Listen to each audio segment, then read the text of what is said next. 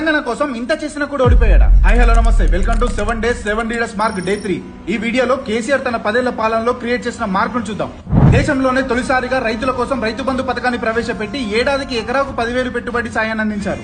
అనుకోని పరిస్థితుల్లో ఆ రైతు చనిపోతే ఆ కుటుంబాన్ని అండగా ఉండేందుకు రైతు బీమా కింద 5 లక్షలు అందించారు. ఆడపిల్లల పెళ్లిలు చేసేందుకు భారం అవుతున్న ఈ రోజుల్లో ఆడపిల్లల పెళ్లిలకు కళ్యాణ లక్ష్మి కింద 1,16 రూపాయలు ఇచ్చి వారికి అన్నలా అయ్యాడు. అవ్వాతాతలకు 200 ఉన్న పెన్షన్ ను 2,000 చేసి వారికి పెద్ద కొడుకు అయ్యాడు. కరువు కాటకాలతో ఉన్న తెలంగాణలో కాళేశ్వరం ప్రాజెక్టు కట్టి బీడు భూములను సాగు భూములుగా మార్చాడు.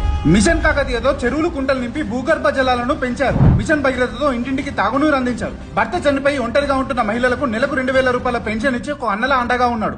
వికలాంగులకు 500 ఉన్న పెన్షన్ ను 4,016 రూపాయలు చేసి వారికి చేదోడయ్యాడు.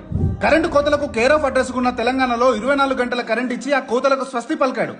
ఎక్కడ చూసినా ఎడారిగా ఉండే తెలంగాణను హరితారం పేరుతో చెట్లను నాటి పచ్చని మాగని చేశారు. నీ భాష ఏంది, నీ యాస ఏందని హేళన చేసిన రోజుల నుంచి ఈ రోజు ఆ భాషనే ఆ యాసనే ఒక ట్రెండ్ గా చేశారు కేసీఆర్. ఇలా చెప్పుకుంటూ పోతే ఆయన పాలనలో వలసలు తగ్గాయి, భూమి ధరలు ఆకాశానికి విచ్చన వేసాయి, తలసరి ఆదాయం పెరిగింది, ఐటీ రంగంలో యువతకు ఉపాధి అవకాశాలు పెరిగాయి, వరి ఉత్పత్తి పెరిగింది, ఫ్లోరైడ్ నిలయంగా ఉన్న నల్లగొండ ఇప్పుడు సిరికొండ అయింది, కంటి వెలుగుతో ఎంతో మంది కంటి చూపు మెరుగుపడింది, దళిత బంధుతో దళితుల జీవితాల్లో వెలుగులు నిండాయి. అదేలు మకుటం లేని రాజుగా తెలంగాణ రూపురేఖలు మార్చిన కేసీఆర్ ఎందుకు ఓడిపోయారో కామెంట్ చేయండి. మరో లీడర్ మార్క్ తో నెక్స్ట్ వీడియోలో కలుసుకుందాం. జై హింద్, జై భారత్.